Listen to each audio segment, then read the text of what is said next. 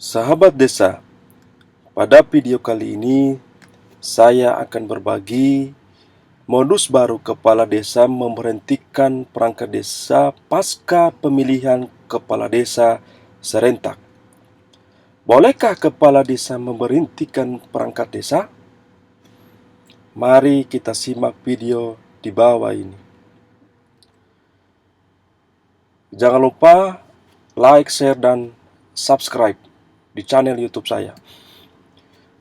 Nah, mari kita lihat refleksi pasca Pilkades.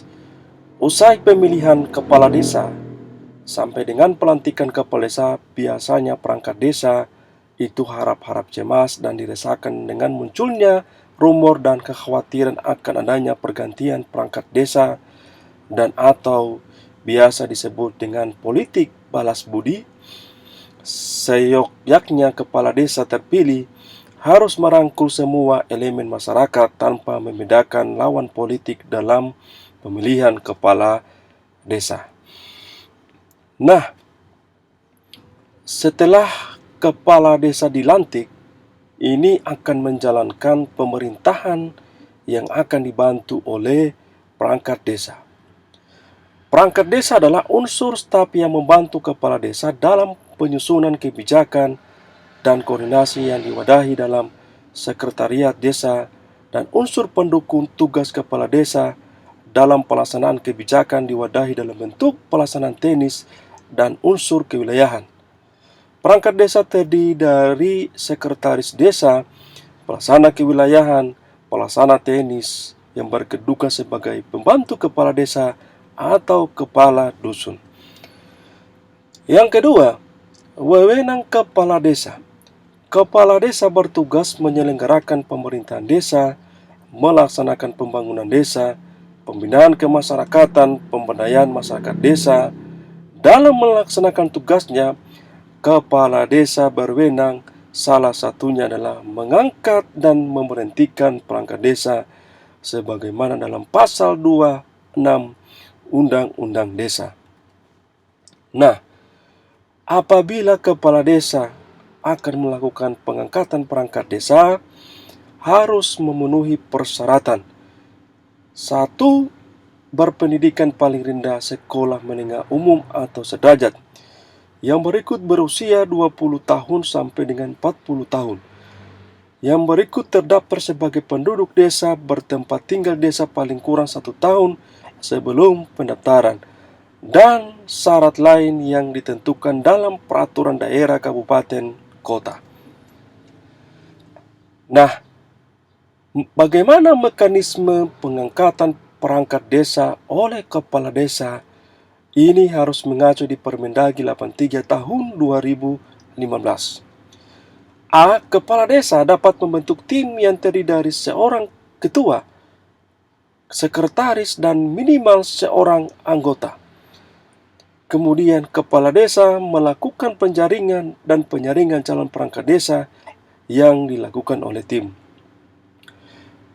Yang berikut pelaksanaan penjaringan dan penyaringan bakal calon perangkat desa dilaksanakan paling lama 2 bulan setelah jabatan perangkat desa kosong atau diberhentikan. Kemudian yang berikut hasil penjaringan dan penyaringan bakal calon perangkat desa sekurang-kurangnya 2 orang calon dikonsultasikan oleh kepala desa kepada camat. Yang berikut camat memberikan rekomendasi secara tertulis terhadap calon perangkat desa selambat-lambatnya 7 hari kerja. Kemudian yang berikut rekomendasi yang diberikan oleh camat berupa persetujuan atau penolakan berdasarkan persyaratan yang ditentukan. Dan dalam hal camat memberikan persetujuan kepala desa menerbitkan keputusan kepala desa tentang pengangkatan perangkat desa. Lalu dalam hal rekomendasi camat berisi penolakan, kepala desa melakukan penjaringan dan penyaringan kembali calon perangkat desa. Nah, bagaimana syarat pemberhentian perangkat desa oleh kepala desa? Yang pertama, usia telah genap 60 tahun.